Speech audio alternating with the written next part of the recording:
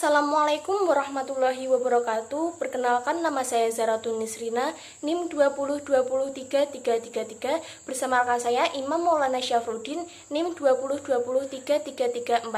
Di sini kami akan mempresentasikan tugas matematika dengan tema konsep dasar geometri. Nah, di sini kami mempunyai 4 agenda style. Yang pertama adalah titik, yang kedua adalah garis, yang ketiga adalah sudut, dan yang keempat adalah keliling, luas, bangun, datar. Nah, di sini saya akan menjelaskan tentang titik. Pengertian dari titik, apa sih titik itu sendiri? Titik disimbolkan dengan noktah. Hal ini sesuai dengan definisi dari titik-titik, yaitu konsep abstrak yang titik berwujud atau tidak berbentuk, tidak mempunyai ukuran dan berat. Titik juga merupakan salah satu unsur yang tidak dapat didefinisikan. Dalam geometri, titik adalah konsep abstrak yang tidak berwujud atau tidak berbentuk, tidak mempunyai ukuran, tidak mempunyai berat, atau tidak mempunyai panjang, lebar, dan tinggi. Yang kedua adalah garis. Garis merupakan himpunan titik-titik saling bersebelahan dan memanjang kedua arah. Garis dikatakan berdimensi 1 karena hanya memiliki satu ukuran yang panjang. Nah, macam-macam garis dibagi menjadi 2, yaitu sinar garis dan ruas garis. Sinar garis merupakan bagian dari garis yang memanjang ke satu arah dengan panjang tidak terhingga. Sedangkan ruas garis merupakan bagian dari garis yang dibatasi oleh 2 buah titik di ujung dan pangkalnya. Apabila 2 garis terletak pada suatu bidang yang sama, maka terdapat 3 kemungkinan kedudukan pada garis tersebut, yaitu sejajar, berpotongan, dan berimpit. Sejajar merupakan 2 garis dikatakan sejajar jika kedua garis tersebut tidak berpotongan pada satu titik setelah diperpanjang. Sedangkan berpotongan, 2 garis dikatakan berpotongan apabila kedua garis tersebut tepat pada satu titik persekutuan. Sedangkan berimpitan, 2 garis dikatakan berimpit jika kedua garis melalui titik-titik yang sama. Oke, saya akan melanjutkan presentasi dari Zaratun Nisrina. Yang ini saya akan menjelaskan tentang sudut. Apa itu sudut? Sudut itu terbentuk oleh 2 sinar garis yang berimpitan di titik pangkalnya. Ukuran sudut berkaitan dengan besar putaran. Alat yang digunakan untuk mengukur besar sudut yaitu usul derajat. Nah, hubungan antara sudut itu dibagi menjadi 3, ya. Yang pertama, sudut berpelurus. Yang kedua, sudut penyiku. Yang ketiga, sudut yang terbentuk oleh garis. Oke, saya akan menjelaskan tentang sudut berpelurus. Apa itu sudut berpelurus? Sudut berpelurus adalah keadaan di mana 2 buah sudut membentuk sudut lurus, yang salah satu sudutnya merupakan pelurus sudut yang lain. Oke, ini contoh sudut berpelurus. Sudut berpelurus itu keadaan di mana 2 buah sudut, ya, sudut A dan sudut B, saling berpelurus di pangkal. Pangkalnya ini, jadi sudut A dan B dapat membuat satu garis lurus. Terus garis lurus A ke B, sehingga dinamakan sudut berpelurus.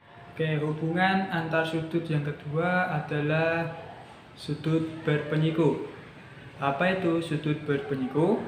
Sudut berpenyiku adalah keadaan 2 sudut yang membentuk sudut 90 derajat atau sudut siku-siku. Untuk lebih lanjutnya, lihat contoh di belakang saya. Ini adalah contoh sudut berpenyiku. Karena apa? dua buah sudut, sudut X dan Y ini membentuk sudut 90 derajat. Ini yang dinamakan sudut Bernoulli. Oke, hubungan antar sudut yang ketiga, ini yang terakhir ya, itu adalah sudut-sudut yang terbentuk antara dua garis yang sejajar dipotong oleh sebuah garis. Nah, oke, untuk yang pertama adalah sudut sehadap.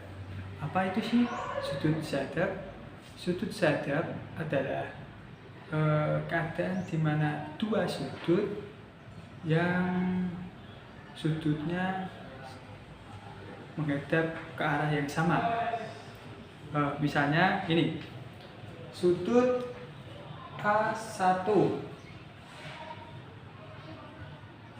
sama seperti sudut B1. Ini adalah sudut sehadap. Oke. Yang kedua adalah sudut dalam berseberangan. Apa sih sudut dalam berseberangan itu? Nah, sudut dalam berseberangan adalah dua sudut luar yang tidak berdekatan di sisi-sisi yang berseberangan terhadap garis pemotong. Nah, contohnya seperti ini. Saya contohkan seperti ini. Ini yang saya lingkari ini. Sudut A3 sama dengan sudut B2. Ini sudut dalam berseberangan. Ini yang dinamakan sudut dalam berseberangan. Nah, selanjutnya yang ketiga adalah sudut luar berseberangan. Apa sih sudut luar berseberangan itu? Luar berseberangan, ya, sudut dalam yang tidak dengan sisi yang berseberangan terhadap garis potong. Contohnya adalah sudut A1 sama dengan sudut B4. Ini adalah sudut luar berseberangan.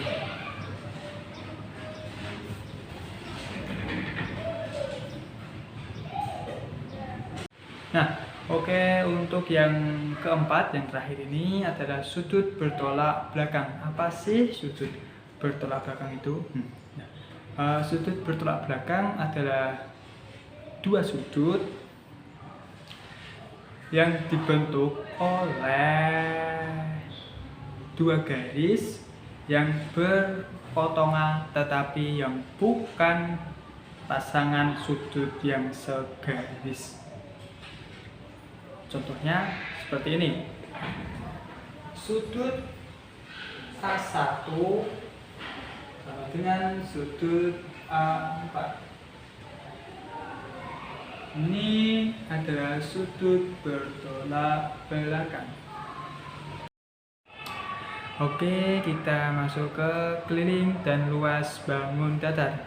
Apa sih keliling dan luas bangun datar itu? Keliling bangun datar adalah keseluruhan sisi yang dimiliki oleh suatu bangun datar. Dan pengertian luas bangun datar adalah banyaknya persegi dengan sisi satu satuan panjang yang menutupi seluruh bangun datar tersebut. Oke, kita masuk ke rumus keliling dan luas bangun datar. Untuk kesempatan ini saya cuma menggambar bangun datarnya cuma 3, yaitu persegi panjang, dan jajar genjang, seperti gambar di belakang saya. Nah, apa sih rumus-rumusnya? Nah, kita simak penjelasan saya ya. Oke, untuk gambar 1 adalah gambar bangun datar persegi. Untuk rumus luas dapat tulis L sama dengan sisi kali sisi. Dan untuk rumus keliling kita dapat tulis K sama dengan 4 kali S. Nah, oke, lanjut ke gambar yang kedua. Gambar yang kedua adalah gambar persegi panjang.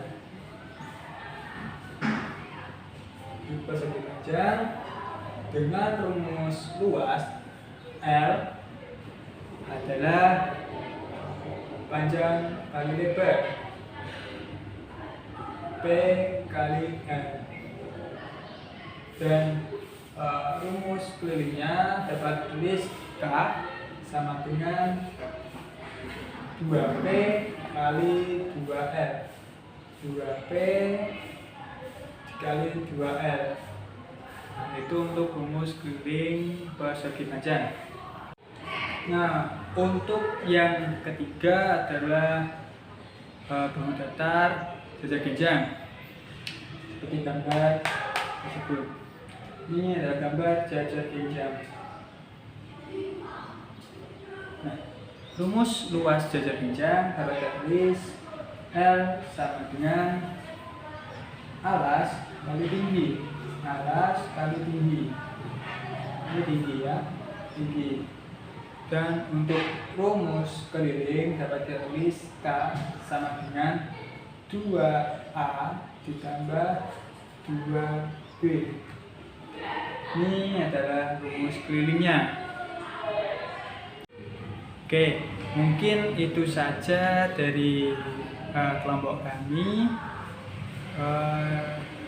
tentang konsep dasar geometri. Ya. Mohon maaf bila ada kekurangan dari kami. Terima kasih dan wassalamualaikum warahmatullahi wabarakatuh.